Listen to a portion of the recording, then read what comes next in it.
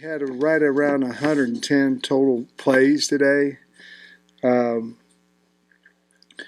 We went one offense versus two offense versus one offense, three versus three, then came back and did good on good, 1-on-1, 2-on-2, 3-on-3, somewhere around close to 30 plays in those two racks a piece. And then we had a third down situation where we stayed out there 8 plays in a row. We had a high red situation, a low red situation, and then a 2-minute. And the 2-minute was very short. Even though the one offense got the ball down there, able to kick a field goal. Was on a 50, 22 seconds, no timeouts, and they were able to get us in field goal range. Twos weren't really close on that. Some things that we have to work on are pre-snap penalties. When you're playing ones, twos, and threes. Sometimes when you say you had 5 false starts, you're in panic mode. Most of those were with the younger kids still trying to learn. We've got to get better with that. We did have 2 illegal formations on the punt team that we've got to get fixed. We very limited holding calls, very few pass interference calls. Those are going to happen. But I thought we were good both in those 2 categories. But we kicked the ball off a couple times out of bounds, and so in my opinion, there was 9 penalties that we had that were just us, not where you leave it to an official and go, well, was that holding? Was it not? So those things we have to clean up. That's usually what happens in your first scrimmage, especially with your younger kids. But the tempo was good. I feel like our team is in pretty good shape. I think it's in good shape with 3 weeks to go. We're certainly not game ready, but we saw a lot of good things out there, and I'm sure you'll ask me some questions about it, so fire away. Yeah, Coach, I'm sure you'll go back and watch the film later today, but just from what you were able to observe, anybody jump out, any standouts, notable plays? Yeah, I thought, especially in third down, we all over the place, 4, 8, 11, 9. I thought our offensive line, one-on-one, I thought they protected extremely well. We were 6 or 7 for 8 on offense. Our wideouts are getting open. Matt Landers had a good day. Sategna had a good day. I'm talking about with some of the long balls. KJ threw the ball exceptionally well. On defense, there was a lot of sacks. Zach had some. Dorian Gerald had some. The guy I really like on the defensive front is playing his butt off is Terry Hampton. I mean, he's playing really good football right now for us, and he just shows up all the time, everywhere. We're a little banged up in the secondary right now. Cadlon had a family issue that he needed to go to. And I don't want to make anything more out of that. It's truly a family issue that he had that he needed to get back home, and I'd like to keep that, between him and I, if you would. But I wanted to tell you he wasn't out there. And then Knox caught a couple of good balls, 20 and a 35-yard. Cam Little kicked the ball well, made all 4 of his field goals. We missed one in the 2-minute drive, but overall, Drew Sanders made a lot of plays, and Drew made a couple sacks. He's a good player now, and so overall, Hazelwood caught the ball well. Our wideouts guys right now are playing really well. 84 caught a touchdown. Our wideouts are playing good right now, and I really like the young Sategna kid. I really like him. He did some really nice things today as well. But we got big wideouts. We got a quarterback getting them to them. We're able to protect, and that's right now. That's a good thing. Rocket did some nice things, blocked well as certainly, and had some nice runs in there. So I don't know who else I've left out, but that's kind of what right off the top of my head. You guys, last time we talked to you, you were kind of torn whether you go live tackle or thud up. Which one did you do? No, we thought it, but it was a, it was a thud. Now, I mean, the thud to knock them down thuds, you know. Uh, but I think we did the right thing. I think we came out, you know, we had a few bumps and bruises going into it. And, of course, we had some guys that are out. But they're all coming back, I guess, if that makes sense. You know, they're not season-ending injuries. But we beat up a little bit, and then with Cat having to go home, you know, we found you can either be disappointed or find somebody to replace him. And I think Brainy did a nice job back there. Jaden Johnson did a nice job back there. So, but we thudded, and it was really real physical. I thought the officials, you know, we had SEC officials coming in today. I let them run the practice, and I mean, you had to knock the heck out of a guy for him to be down.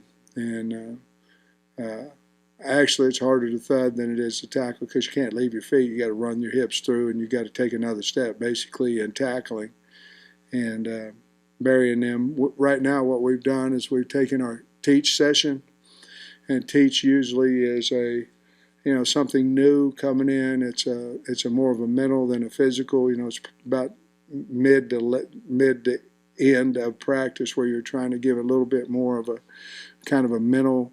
We're good mentally, but we're kind of taking a break physically, and we're putting in a 5-minute period there where we're tackling during that teach period, making an emphasis, having a tackle circuit so we can. That's what we're going to do. So we can make up for the tackling loss that we've had and what we will have in 2 scrimmages. Any injuries or anybody get hurt out there today, or did you come out pretty good in that regard? Well, you know how it always is. You don't know until, you know, they go see the trainer at the end. But let's say this, we didn't have anybody go out that didn't come back. So, you know, now we had some guys that didn't start. You know, that didn't. We've got a few concussion guys, and they're not back yet. But other than, we didn't have anybody that started that you're going, hey, he's not able to come back. You've talked during the summer when we've seen you in the spring and a little bit preseason here about wide receiver, probably the biggest question on the offense, defensive line on defenses. Guys like Matt Landers, Isaiah, and then Terry Hamptons, are those guys weren't here in the spring that have come on that make you feel a lot better about those 2 spots? Yes. I mean, Hazelwood didn't bring to that room in the spring what he's bringing to it now. Part of that, I'm sure he's uncomfortable. He doesn't know the guys, But then you take him and you take Matt Landers, and, you know, and then whatever happened with 84, you know, Warren, whatever's happened with him has been a wonderful thing. And it may be these 2 older guys, along with Keytron, and then now I think you're piecing in Satagna. And I like our young kids too. That team, that group, that unit there has went a little bit to in the first 8 practices from, man, we've got a concern to, man, somebody else got a concern about our guys, you know.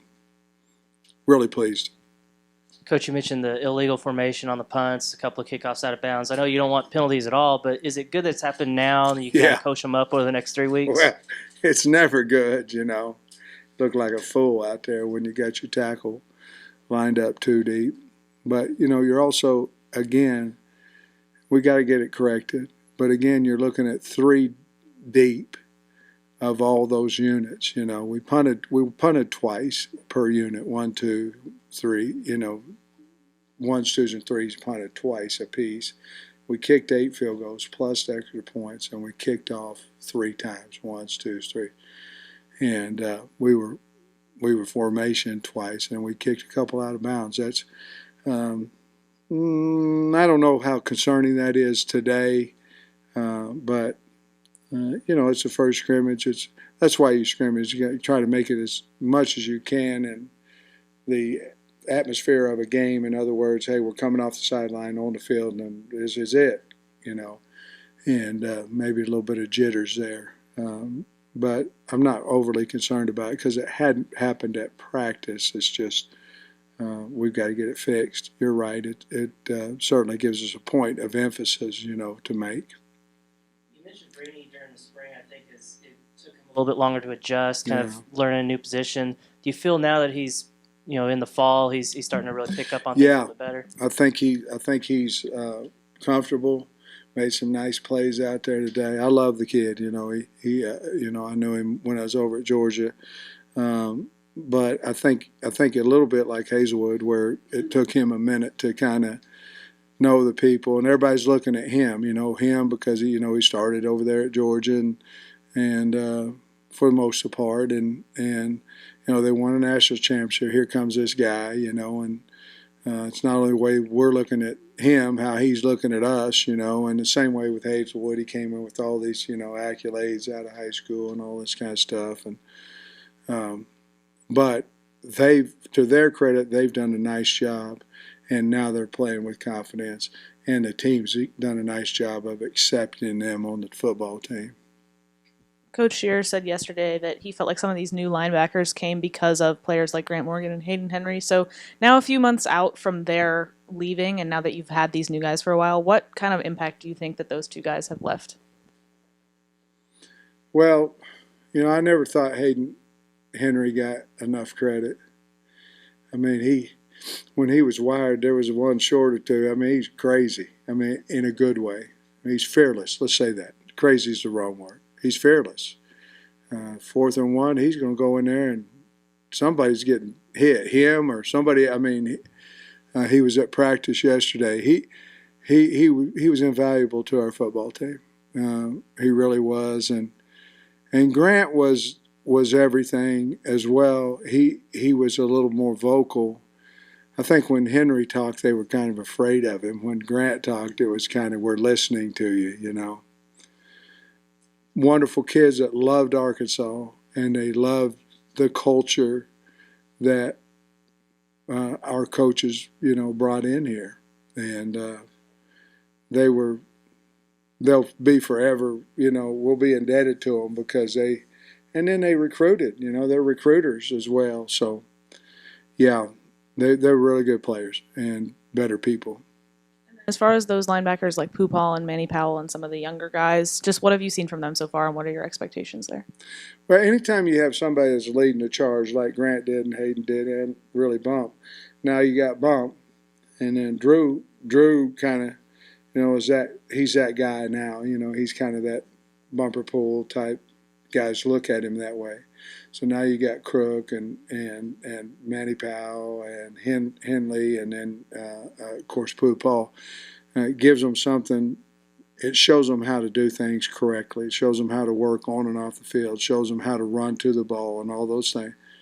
It's like anything. It's like if you're in a small high school and you're the strongest kid in the school, and let's say, and I don't want small high schools to get mad at me, but let's say you're benching 300 pounds, and man, you're walking around like King Kong Bundy. And then you transfer to a 6A school, and 300 is 25th in there. Sometimes you have to see it before you actually know how far you can take your body and take your mind. And the one thing we have is you're seeing Bump do it, you're seeing Drew do it, and now they're going, hey, they can do it. I've got to do it, and eventually they're able to do it too. I don't know if that's a good analogy. I came from a small school and then went to a bigger school, and I wasn't strong at the small school or the bigger school, but I just was visiting. Coach, you talked about Satania. You've talked about how smart he is. I'm curious what else stands out to you that you come and you say, I really like that he's kid. He's fast, and I tell you what, he can cut on a dime, man. Guy's got great ball skills.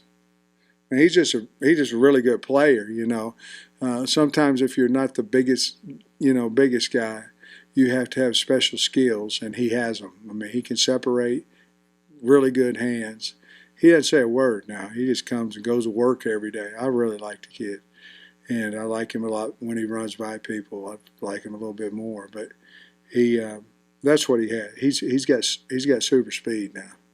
And then just any other younger guys that stood out to you today, maybe freshmen or just younger guys? Well, I thought Crook had a good day. Young ones. Chambly had something to do with the shoulder. I don't think it's bad or anything, but he did not come back. That's one that did not. But Chambly was playing. He's up playing with the twos. He's doing a good job. And Marion Harris doing a good job. Kudus is a guy that's going to be a really good football player up front. I anticipate him making a huge charge towards the two deep. And then I really like, and they played well today. Bakke caught a nice pass or two today, and Quincy McAdoo, man, I just really like Quincy McAdoo. He's faster than what I thought he was when we recruited him, and he's tough. I mean, he's Arkansas. I really like him. But those are the guys that stick out, right? Oh, I'd remember Nico Davier. Nico Davier made some big-time plays today as a young guy. He's going to play for us now. There ain't going to be no red shirt. No, I mean, he's going to be on the field. He's a good player. Sorry about that a minute ago. Your cornerbacks. Do you feel like you might rotate a little bit more at corner this year, and maybe can you evaluate how they've done? Yeah, in I camp? think there's, obviously, we talked before scrimmages and how we're going to play the players and all that, but you have Hud and certainly have Malik Chavis. Those two guys are running most of the time out there with the ones, and then you got Nudie, Dwight McLaughlin, and then you got Day. Those guys are right there. So and who knows what's going to happen in the next 21 days. But I will say this: Keywan Parker is really playing well. So is Kyrie Johnson. They're doing a good job. We're better than we've been since I've been here at corner, which is allowing us to do a little bit more on defense. But I think if you're looking at battles on our team, to me that's the biggest battle that we have is corner. And probably the next one is who would run out there with your ones at wide receiver, because you obviously have Keytron and Matt and, Warren. And so I don't know, they're all really good players, so good players. Are you closer to making some decisions at kick returner, punt returner? Who's in the mix? We're close. Satagna's one of them. He's one of them. Slush is one of them. Hazelwood's one of them. 14. Bryce Stevens is a punt, more punt than kickoff. I know I'm missing one guy. Harper Cole is also back on the punt returns. But right now, I think you're looking at I didn't say Landers, but you're looking at Landers as a kickoff guy, and well as those other guys. And then on the punt return, you're looking at Bryce and probably Satagna as trying to fight that one out there on the punt return. I don't have any problem playing a freshman back there. This kid's. Anytime you compete like he has out of high school and all the state championships, he's played in track, and he's played on a really, quality high school team. As long as we give him enough reps, I'm not going to worry about him. He's a special guy. So AJ's not in on the mix on kick return. AJ Green. Oh, I'm sorry. AJ Green is part of that mix too. I'm sorry, I missed him. Certainly, yes.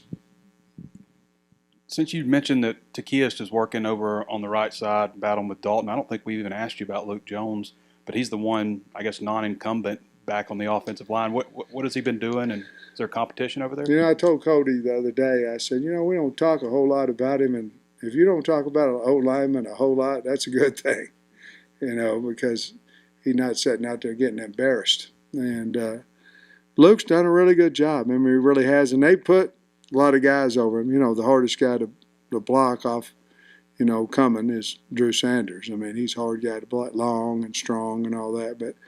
But he's done a nice job over there. Obviously, Devin Manuel would be the guy. We could move Brady Latham out, if we needed to as well.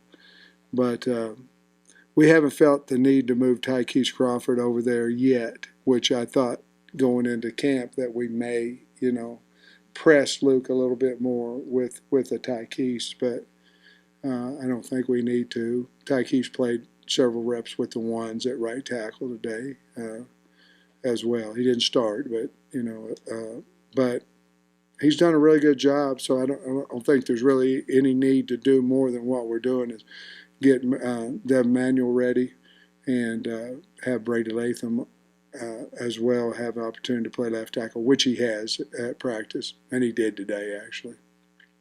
About Malik and Fortin, how those Malik Good Hornsby, battle. obviously. I mean, it's a good battle. I mean, obviously Malik has so much to offer in speed and all those things, and Malik actually got several reps at wide receiver today as well, which allowed us, to rest him a little bit and put Fortin in there. Fortin played with the twos some, not all. I mean, he didn't start with the twos, but he played some with the twos today and did a nice job. I like Fortin. So there's a battle there of at that spot as well. And like I said before, he allows us to do what we've been doing with Malik. That was one of my questions about Malik playing wide receiver today. But also, at defensive end, you got Shad Stewart, Zach Williams, and then Dominic and Landon Jackson. How is that race for who starts there? How's that shaping up right now, Coach? Well, as of right now, Stu's playing the best of them, I think. He's gotten bigger, stronger. Zach's played really well as well. But, I think Jordan Dominic not Jordan Dominic. I keep messing up. Jordan Dominic, he had a great last 3 or 4 days. He just didn't know how to practice like we like to practice, and I actually put it up in front of the team and said, since 1902, this is the worst D-line rep I've ever seen. Told him I'd went back in the archives from 1902 of every high school, every college. I was mad, but he got the hint, and man, he came on. Landon Jackson's always had a motor. I think he's been out, long enough to where he's got to get back in football, mind, shape, whatever. He's going to be a really good player for us. Those four I really like. And then what do you do with Nico? Because Nico's going to play now. Nico's a good player. And so what we've done, because Cam Ball's been out with injury, we've moved him inside. But I think Nico can play inside or outside. I really do. I think he's going to be a really good player. He and Eric Gregory will probably be playing in and out both. There you go. We kind of look at now. Eric's 300. Nico's about 280. But Nico ran down a ball today now that a 280-pound guy shouldn't be able to do. I know I can't. And that's about where I'm hovering, but had a good summer. I was going to ask you about Nico. I mean, how receptive was he to moving inside the other day, and what have you seen from his just like mentality and mindset? And he just wants to play. I mean, I tell you what, then it goes back, and his mom and dad are so great. I mean, great people. It's so much fun to be around. They raised this kid big time. He'll do whatever. We got him on every special team. I mean, you don't find many guys that's that big, that's that athletic at his age, and that have a motor, and he does. I'm really high on him. I think he's gonna be. You talked earlier about game shape, just in terms of overall level of competition and level of execution. How close is the team to where you want them to be at 3 weeks out before the start of the season? As a whole team, not real close. We got a lot to work on. I've been bragging on some positions, but you got to put them all.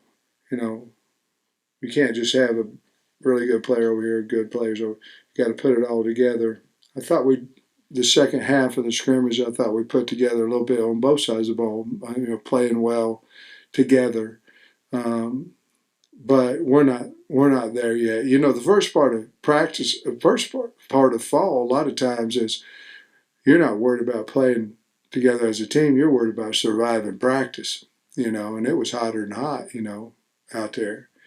And then the next mode you go is you're wondering, you're worried about your position and where you're at on the depth chart. And at some point that all comes together is, hey, this is where I'm at. This is what I'm doing. Now, how do I make my teammate better? We're not there yet. no, we're not a team that's bickering and fighting and all. I don't mean that, but we're not a unit yet. We got some good players, and we're not a consistent unit on anywhere yet. But we're further along right now than we were last year at this point. You mentioned earlier Trey Knox caught a 20 and 35-yard pass. Just want to make sure that I heard you correct. That was Trey Knox who caught those? Says right here it was. Okay. With him, I'll be honest with you. You guys ask me all kinds of questions.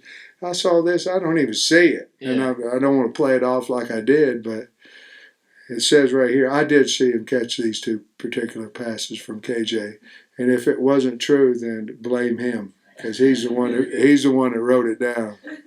But yes, I remember it. we talked about him as a blocker a couple days ago. As far as him as a pass catcher, he's a great wide receiver as a freshman. How are you liking him there? He's bigger. He's a tight end now. I'm sure you like him now. I think he really gives us something there that nobody could possibly love Blake Kern more than I do. I love him. He just gives us a little bit more of a pass catching guy. Blake Kern was one of the most improved guys, in my opinion, on our team. I mean, I love him to death. But Trey, I think Trey gives us everything we'd like to have in that tight end position, and he's working his way, trying to get in shape. And as you know, he had a back that was stiff on him and things of that nature. But he's always been a willing blocker. He hadn't always been a great one. And now with his body that he is and working full time at tight end instead of moving him from wide out to tight end has really helped him. I think he'll have some type of a career playing tight end. I really do. I think he's a good player. Yeah, Coach Dorian. Yeah, He looks a little bit lighter out there too. But what kind of role does he have? I know we know his journey with all the injuries. Yeah, Dorian. I actually put him. By the way, I made up with those guys on the 1902 because I found clips during practice when they were hauling it, and I put it back on there. And one of them was Dorian, and because he was on the 1902 team, and so was Jordan. And so I made it up to her because I kept trying to find one where they were just busting it, and they did. And Dorian, I think the first 4 or 5 practices was, am I really healthy? Am I really okay? Am I really, all this? I need to save myself. I've been hurt all these years.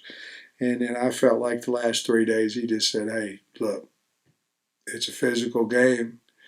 I don't know why I've been hurt before. I feel good now. I'm going to go play. And he had 2 or 3 sacks today, and chased the ball well. He's finally, his biggest problem to me his first 5 or 8 days was him up here wondering, I've been injured so much, am I going to stay healthy? And if you don't ever chase the ball and you stand there and all that, you probably stay healthy, but you be really healthy on the sidelines, And he finally figured out he's got to go, and he did. And I love the kid. He's done well last 3 or 4 practices. And last, I don't want you to spoil any surprises or anything you got planned, but is there anything that you got as far as like team building stuff or an outing or a speaker, anything like that? It's amazing. And I see that other coaches doing it all the time on Twitter, and it looks fantastic. That's just not me, I probably should be, Trey. I don't have any plans for that. We had the University of Arkansas police come in, and they had a dog that went up there and started, trying to bite on some people, and had one that there was a explosive, and the dog went over and sniffed it out, That was kind of entertaining. And then I forget what 2 kids put that on there, KJ wasn't one of them, by the way. I can promise you that. And that dog starts coming across there for her. That was kind of exciting. But the rest of I'm terrible at that. I am. I'm horrible at it. I know it. Here, I think the kids a lot of times at night, they'd rather go home than because you're rolling the dice a lot of times on who's speaking. Are they any good or not? or can they get through to your team? Now, what you're talking about, we did all summer. We had those this summer because I consciously said I don't want to take more of the kids' time with inspirational speakers and all that. We did all that stuff in the summertime, finances, all that kind of stuff.